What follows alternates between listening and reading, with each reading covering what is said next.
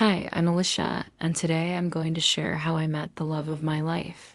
But first, please like and subscribe to my channel, Storytime. Growing up with a single father, an ex-army officer, I was disciplined and responsible from a young age. I found other kids immature and wasn't too concerned with making friends. My life plan was simple: school, college, work, and retire.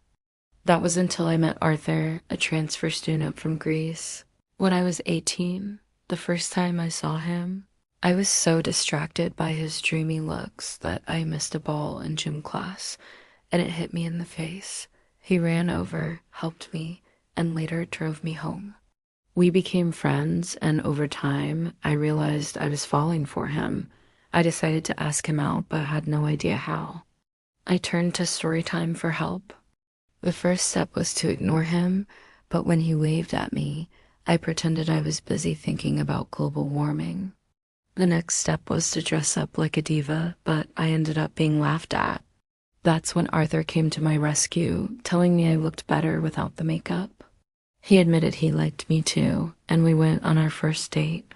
We started dating, and life was great. Arthur's parents were divorced, and he lived with his mom and younger brother, Charlie. But soon, things started to get weird. Arthur was acting distant and skipping school, and his grades were slipping. One day, I went to his house with ice cream, but when I knocked, his younger brother Charlie opened the door, and it was clear he didn't like me. Charlie was a handful spoiled, tantrum-prone, and constantly interrupting our time together. One time, he ruined my dad's birthday surprise, and I snapped at Arthur, telling him his brother needed discipline. We fought, and Arthur disappeared for days. I couldn't reach him or his mom. I was desperate.